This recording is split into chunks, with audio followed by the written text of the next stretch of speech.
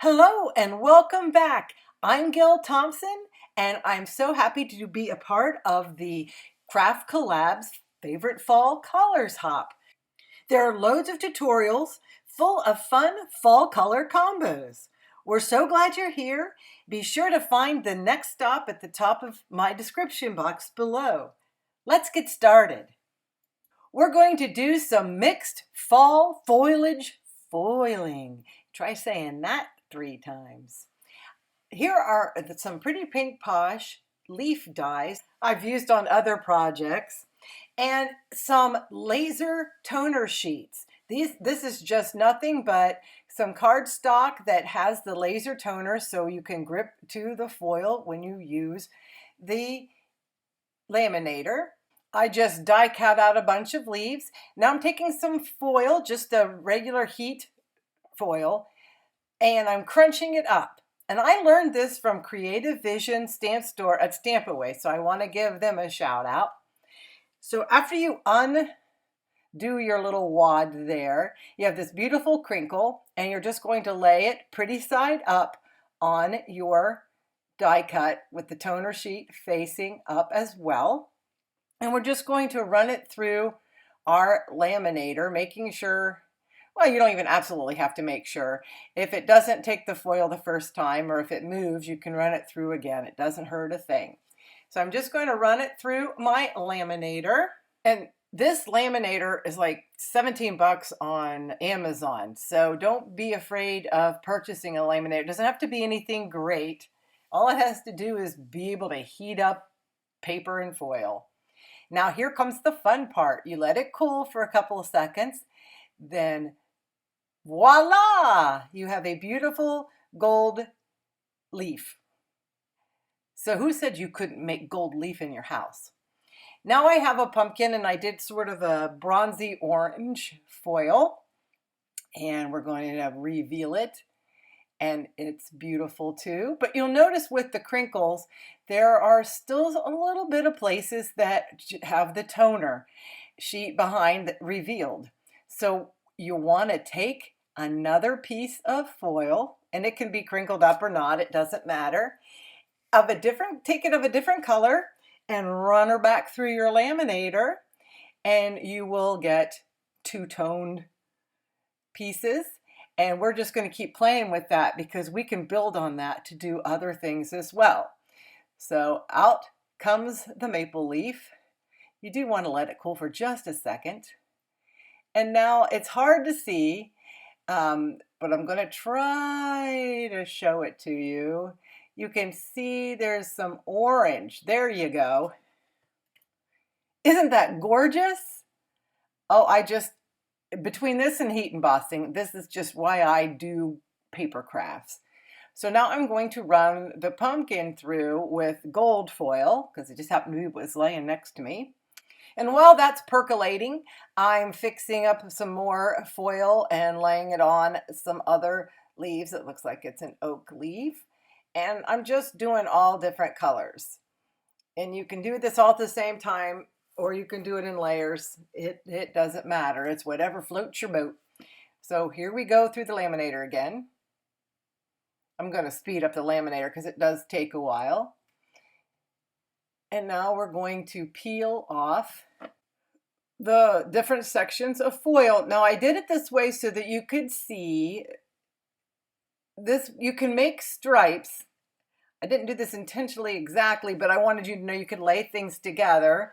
And there might be a time when you would want to stripe, but I didn't want anything to be perfect. So I'm going to run the gold back over the top and add some more gold to that oak leaf and a little red to the other leaf. And we're going to toss this back into the laminator again. And I'm just using a piece of scrap paper, just copy paper, to fold and run through the laminator. So there's another leaf. It's just got a different design. It's all kind of serendipitous. Well, it's sort of planned serendipity, I guess. So now the maple leaf, I used a crinkled piece of paper that already had some foiling off of it. And that's another way to get a little bit of a blend, and you will also see later how we can build on that. So back through the laminator we go. This is where you can begin the oohs and ahs. Here we go. Oh, this is my favorite one. Look at that puppy. Let me get it a little more focused. There we go. Isn't that stunning? All the colors kind of blended in. Let's see what the other one looks like. Ooh, ah. You could probably add a bunch of layers to this and put a pin back on it. So now I'm playing in my pile of leaves, and hey, I prefer this pile to the ones that I'm gonna be having in the backyard, which is, I have privacy fence and there's this huge tree and it's like a bathtub and collects all the leaves. If you want to do a planned two-tone thing, here's a scrap I had from my wedding treats, and I'm going to start off by laying the negative and on top of a piece of the toner card, and I'm going to run that through the laminator, and then I'm going to peel it off. You'll have to cut this into the shape you want. So now you can see the first layer of foil.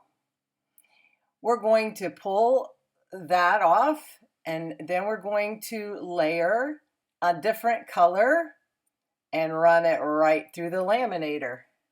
And here is the big reveal.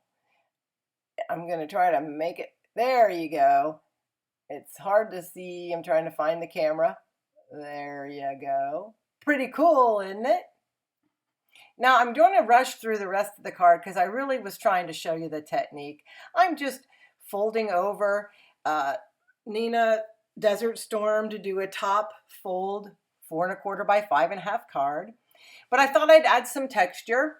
So you can take your scoring board and make diagonal lines or whatever you want. You could do a crisscross pattern if you want. But I just wanted to add a little texture, so I'm just going to add that to both sides, meaning both right and left sides, not top and bottom. It'll obviously come through the bottom.